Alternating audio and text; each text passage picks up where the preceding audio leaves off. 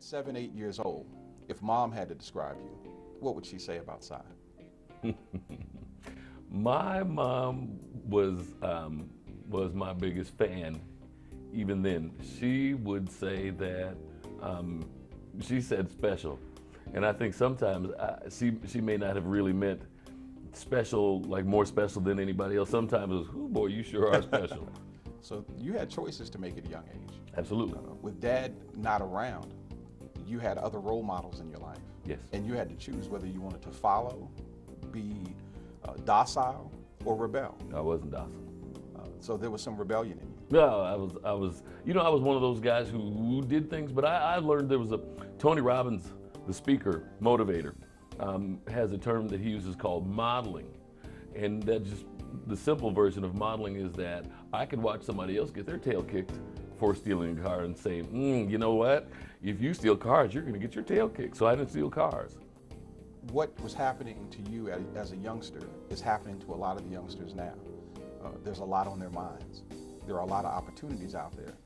You mentioned jokingly that you were lazy, but I think you were probably trying to figure out where to focus. No doubt. And when you put your attention somewhere, it sounds as if you put it all there. Yeah. So being lazy was just a proclivity that stopped you from running into a lot of dead ends. Absolutely. It seems as if you've done pretty well for yourself. How did you deal with the ladies? Because it sounds as if there were some morals and some standards involved in who you are.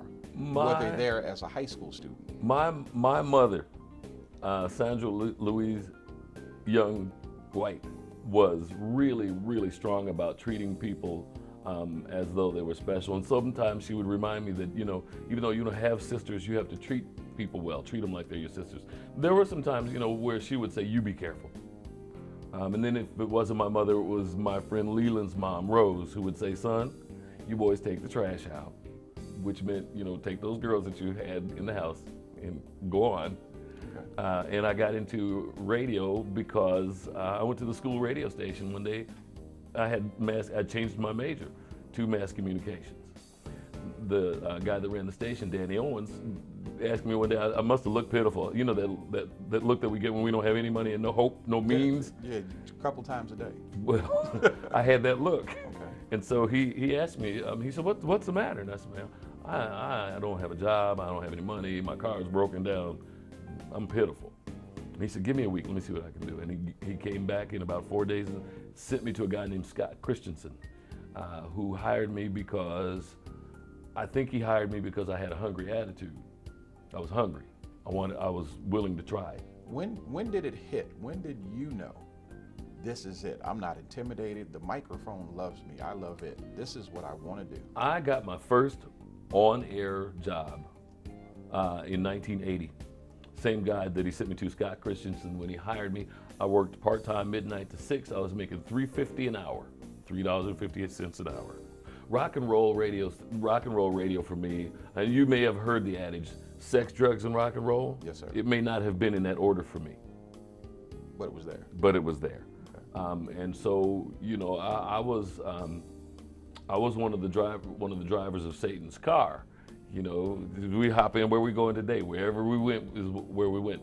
And I would say now, and I have a son in college who's looking to get into maybe the broadcast business or journalism. And I know some other young people who are interested in it as well. And I would say, if you have an opportunity to establish and nurture a relationship with God now, instead of waiting like I did. And the interesting thing is, the reason that I was able to accomplish whatever it is that I've accomplished didn't have much to do with me at all. It had to do with God's favor from the beginning to right this very moment. How does a radio program manager, dealing with a lot of young DJs, a lot of folks doing things that he used to do, that he's grown out of, how do you navigate those waters? Do you find yourself wanting to mentor each and every one of these young folk that come through your path? And can you? I can, when sometimes the call is because I need to. And sometimes the call is because they need me to.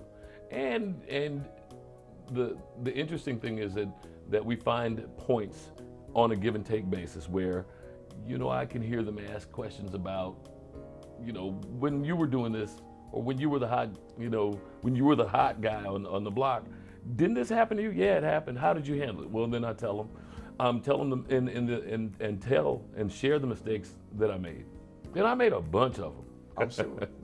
There are some things happening outside of radio in your life. There are some things pulling on you outside of radio. I've heard the transition over the years on the radio being a listener. Have you? It sounds as if the microphone may be moving further away and a collar might be moving a little closer. Am I misreading things? No. Or is there a pull on you? Yeah, there's definitely a pull. I couldn't honestly tell you that in 5 years I'd be doing, if I'm doing radio, it'll be probably much more towards the microphone and not so much the management. Management is a chore. Management of people is hard work. Licensed ordained minister. That's one of your titles. Most men that are a licensed or ordained minister throughout their conversation with you are going to make sure you know that. You never said anything about that. Why not? Because it isn't central to who I am. You know, and I know folks who will tell you, oh, I'm Dr. So-and-so, and I'm pleased for them. And one day I might, you know, as I continue to grow and seek, you know, formal education, but that isn't necessarily what I want people to know. I think sometimes that intimidates people. I think that that people, I've seen them draw back if they, oh, he's a preacher, so this is how he is. Not necessarily. I love to laugh. I appreciate that God gave me this sense of humor. Sometimes some of the things that come across my mind are things that I wouldn't dare say on the radio or in public. And then it makes me wonder, where did that come from? And so when I'm laughing at stuff, you know, sometimes when I say wicked, I don't mean necessarily like mean-spirited. Sometimes though, but I have a saying, and if you say this, give me credit. But if you're, just because your brain conceives it, doesn't mean your mouth has to give it birth. That's right. That's right. It's true. Well, it sounds like a program director at a radio station with a strong spirit of discernment is a dangerous thing. Well, it might be dangerous to some people. For others. Yeah. Not for you, but for others. Yeah. I appreciate the fact that you sit down and talk with Life's Choices, the movie. We're nobody. We're three guys trying to make it somewhere, trying to do something good, and the fact that one of the most high-profile program directors in this area sat down with us speaks volumes about who you are, and I want to make sure you know we appreciate it. Thank you. And by the way, everybody's somebody, so I appreciate it. All right. Well, thank you very much. This is Cy Young, Radio 1's program director, licensed ordained minister, but he won't tell you that. We'd like you to lastly look into that camera. Look into this camera, and tell young people that are all over the world right now why they can be what they want to be and why they don't have to be what someone else wants them to be. I'm glad you asked. I've heard from several, I'm a student of motivational speaking, and I want to learn to continue to encourage people. Les Brown is one of my mentors, and so I will quote my mentor, "That which ye are seeking is also seeking you." You got to get off your tail and go get it, and it doesn't mean that it won't be difficult, doesn't mean that you won't have to work hard, and it takes time. But if it's worth it to you, if there's something you want, God says yes way more than no, and you have to just be patient, be willing to do the work. And now they say get your grind on. So go grind, go get it done, go do the work, and in the end you'll be glad. And even if you miss, you'll enjoy the journey and you'll learn a lot and you'll have fun. You heard it. That was Cy Young, Radio 1. We appreciate you. Thank you.